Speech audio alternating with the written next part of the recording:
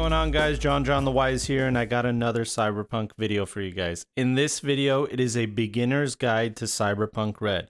Cyberpunk has been out for some time now, and I realized that I have not made A to Z beginner's guide to the RPG, especially for folks that are coming from other RPGs and are new to Cyberpunk Red.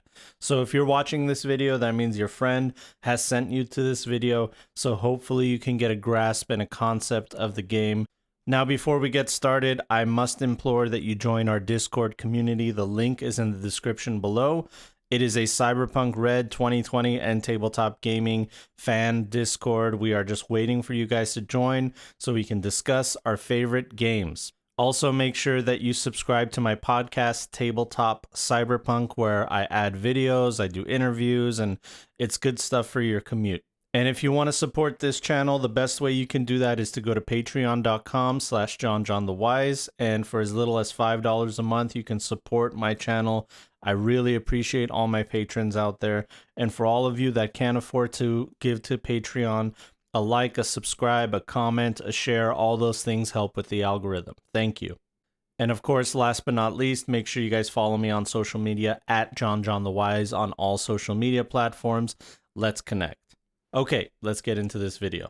So the question is, what is Cyberpunk Red? I hope to give you guys a quick summary of what Cyberpunk Red is before we get into mechanics or any of that kind of things.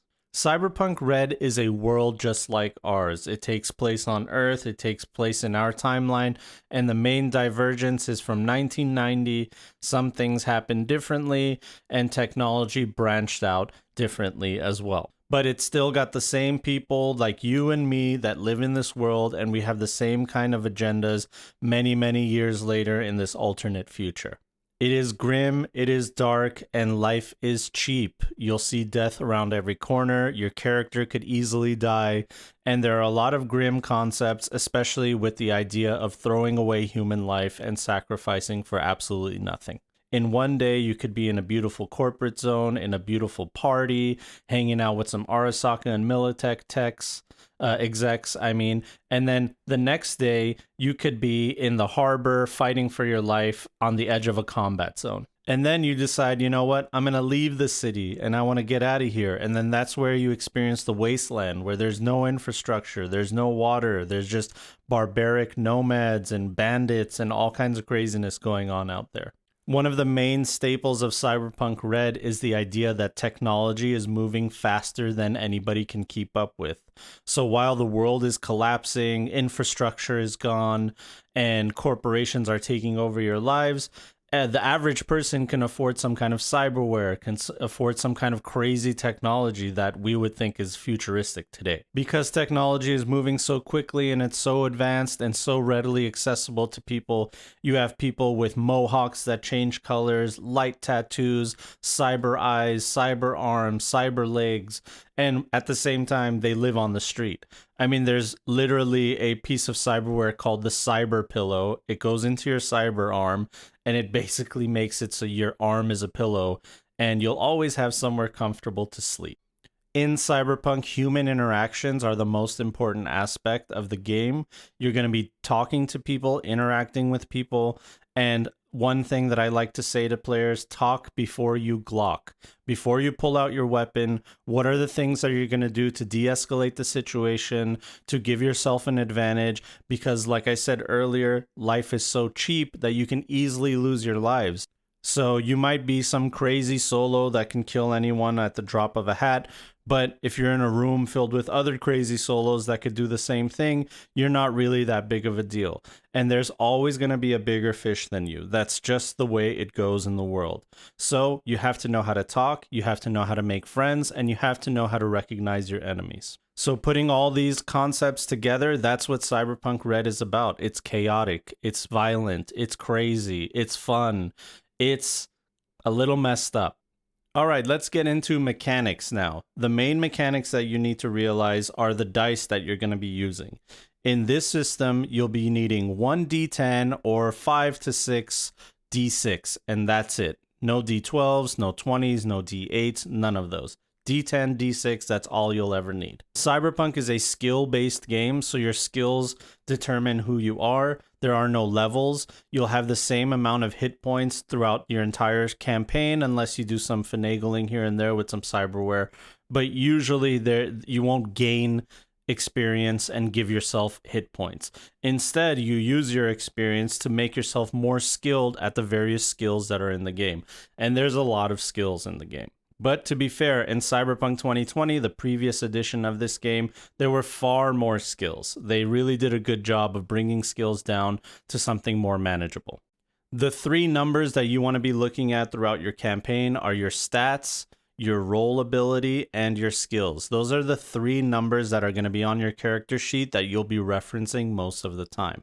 Every stat, every skill, and every role ability, or your class ability, is numbered from 1 to 10. 1 meaning you are terrible at it, 10 meaning you are the best in the world. And that number is not just a number that's on your character sheet, that's also a philosophical way to explain why your player is so good at what they do. Or maybe your character has an 8 or a 9 in persuasion, so that means that's why they're one of the best out there for persuading people.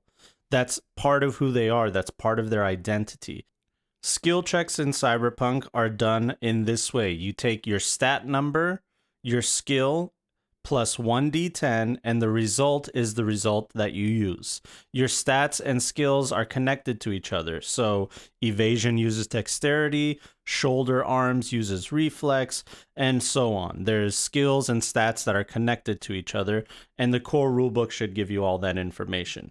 Once you take your stat, your skill, plus 1d10, you compare that versus 2 different ways. One, either the game master makes a DV or a difficulty value number. If you're coming from D&D, it's same as a DC. This is a difficulty number that you have to beat with your skill check for you to be able to pass.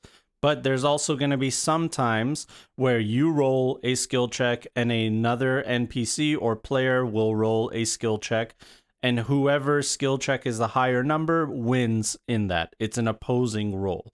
So either your game master gives you a difficulty value number, or they tell you, all right, you're going to battle it out with this NPC. Role abilities are your class ability, and they're very important for the flavor of your character. They're all completely, vastly different from each other. They do amazing things, and that is what determines why you are different from the other classes. Because remember, at the end of the day, we're all human beings, we're all trying to survive, and everybody in Cyberpunk is expected to defend themselves.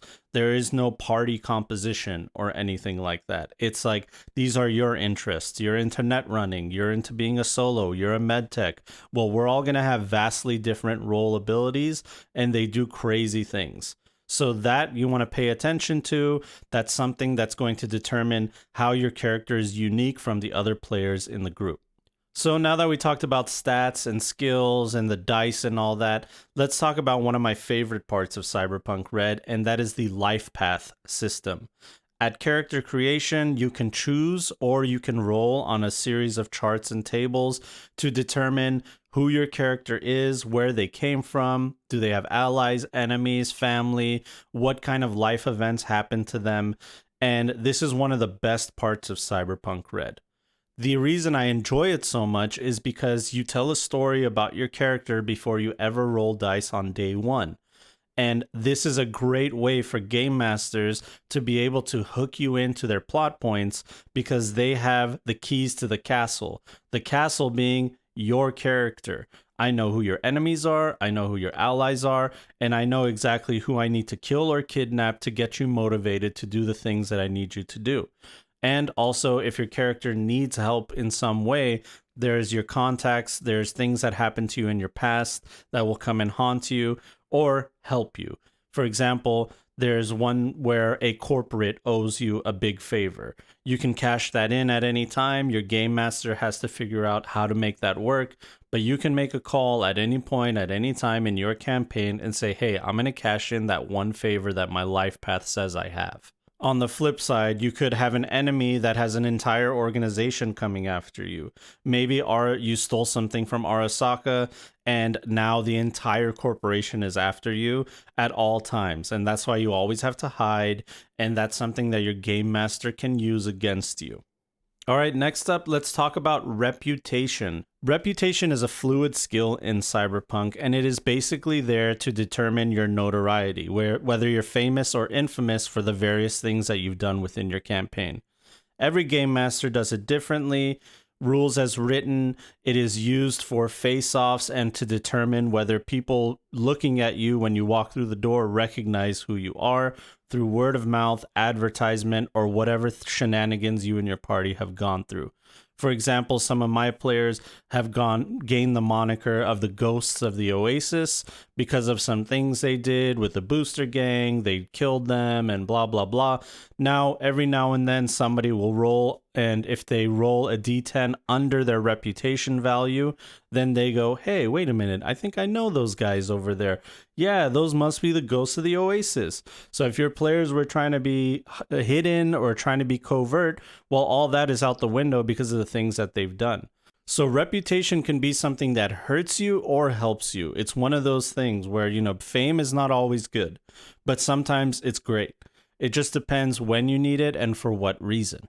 Now, I talked earlier about face downs. What are face downs? Well, basically you take your reputation, you walk up to another person that is trying to get one up on you, and you tell them, hey, I'm going to do what I'm going to do, and you're not going to stop me. And that's where your reputation and their reputation clash. Will the people around them back you up or back them up?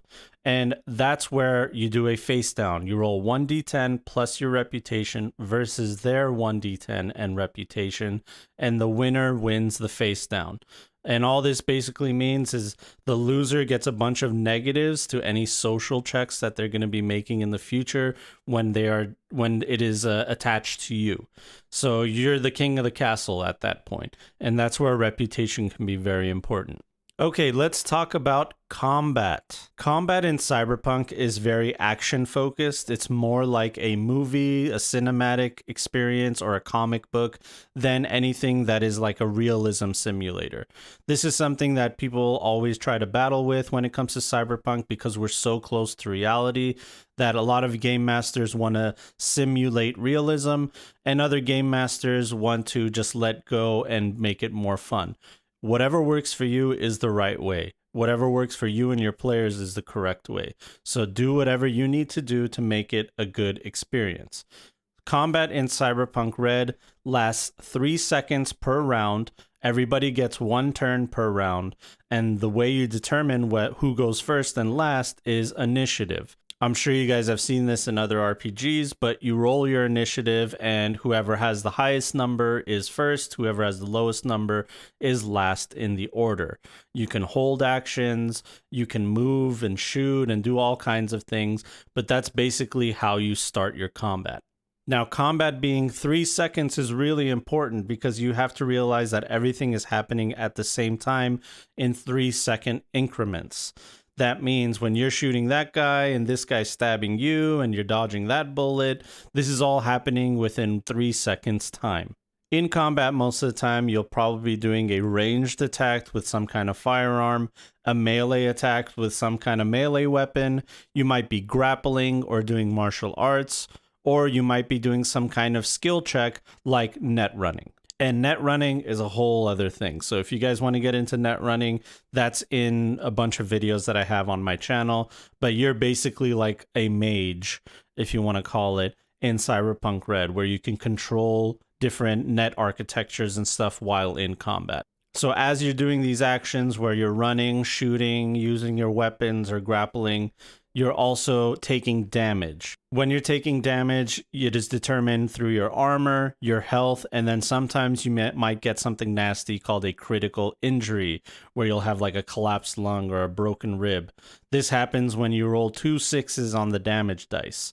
So that's why 5d6 weapons are more likely to give you a critical injury over like a light melee weapon, which is a 2d6 weapon. The way it goes is your armor has an SP value, that is the stopping power. That number is subtracted from the total damage that you receive before your health gets hurt. So it mitigates damage before it gets to your health. If the damage is too low and it does not pass over the SP value of your armor, then it does not go through. It deflects, your armor does its job. But if it does pass through, you take some health damage, and now your armor is diminished by 1 SP. This is where long combat situations actually get worse and worse for the combatants that are there, because maybe you'll win a battle, that's fine, but your SP 11 armor is now SP 5, you have half health, and you're still in a combat zone. You know, there's no the healing done in Cyberpunk Red. There's no health potions or anything. Well, there's something similar to one, but that can only be used once a day, and it's not really all that great. So being in combat, prolonged combats, that's not always ideal, and it is going to put you in a situation where you can get really, really messed up. This harkens back to when I was saying sometimes it's better to use your words, to use your guile and your cunning to get through situations where combat is not necessary. Because yes, you might win the combat encounter. You killed all the gonks and the mooks on the street, but the next combat encounter will be very deadly to some low-level enemies that are fresh, and your entire party is in half health and has like half of their armor. Now, you might find yourself in a situation where you have to make a death save. This happens when your health reaches 0 and you are beginning to make death saves. Death saves work in this very simple way. You take the number on your body stat, you roll 1d10, and you hope that your result is under your body stat. Now, there's modifiers like critical injuries that make that number 1 less. So let's say you had a body 8, now you have a body 7, so you now have to roll under a 7. This is where critical injuries and prolonged combat can get really, really dangerous. And you know what happens if you roll over your body stat on a death save? Your character's dead. That's it, period. There's no wish, there's no resurrection, there's nothing like that that exists. All that time and energy that you put into that character is gone, and it's snuffed out in a second. That's why combat is so deadly in Cyberpunk, because there really aren't any second chances. Okay, we talked about basic mechanics. Now you guys know skills, you know combat, and you know the basics of social interactions as well. Well, I wanted to talk to you guys about some roleplay basics. These are some things that go on during Cyberpunk Red games to give you an idea of what kind of role-playing you'll be doing. First of all, one of the core game designs that doesn't necessarily have to be a part of your group, but it works really well in your games, is something that we call the loop. The loop is basically your players get a job, they go do the job, and they get paid for the job.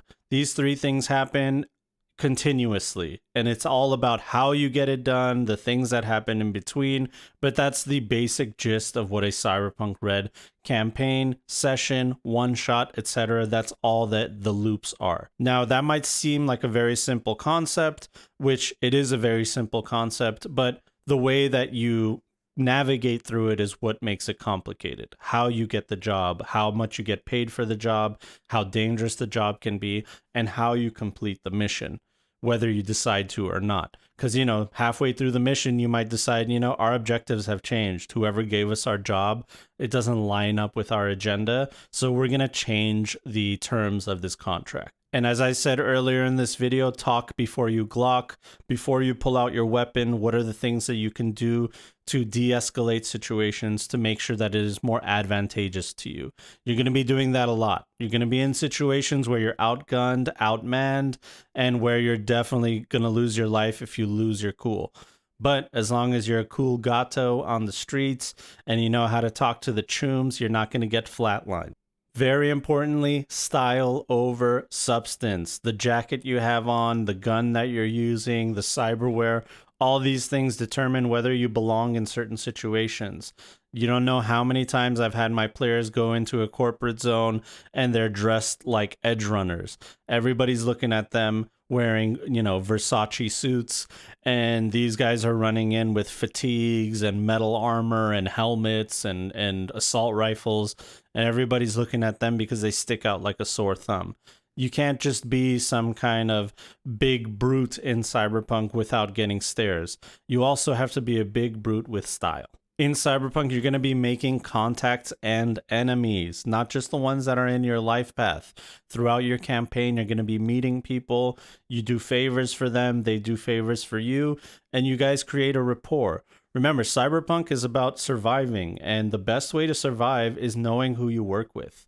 If you know who you work with, you know that you can get certain jobs done efficiently, and you can get your agendas going, basically. So if you do really well and you work for somebody, they're going to want to work with you again. And if you do really poorly and you screw someone over, well, they're going to want to get revenge. So these are all important factors in your role play. NPCs are not just throwaway people. They lead lives of their own. There's a whole world behind them, and you can't just leave them to the side and not worry about them, because they're going to come back to get you. In Cyberpunk Red, unfortunately, you also have to pay rent. There's a lifestyle cost that is baked into the game. It is something that happens, you know, your game master will determine when it's supposed to happen, but that's the entire point of getting paid. It's not just for getting gear, but it's also for paying for your lifestyle. Now, paying for your lifestyle doesn't just pay for your rent and the place that you live. It also pays for your lifestyle, where you go to eat, how you go eat, what kind of parts of the city you go to, etc. All these little fun little interactions that you have, that's all part of your lifestyle expense.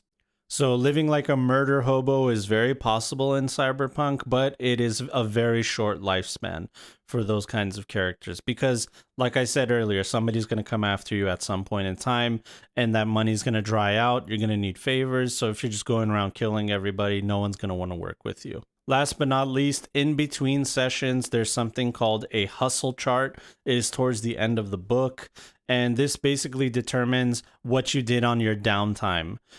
This is kind of one of those things to fill in gaps of time with your characters and to determine what they did during that time. There's various small gigs that you can get, even big gigs, because remember, even though the players all work together as a party, it doesn't mean that they're with each other all the time. They probably go and do their own things, work with other crews that are, you know, not present during gameplay. And the way that we determine those things is their hustle chart. They get paid for those things. The jobs are not as lucrative as the big heists that they do with the players, but there are things that happen in between, and those are other ways that you can make enemies, make friends, and do therapy to deal with your humanity loss. Check out my cyberpsychosis video for something like that. All these things are determined throughout your hustle chart. Well, Chooms, I hope you guys enjoyed that video. I hope that you enjoy Cyberpunk Red, and I hope this has given you all the inspiration you need for creating your next character. This is my favorite game of all time. I love it. I love playing it.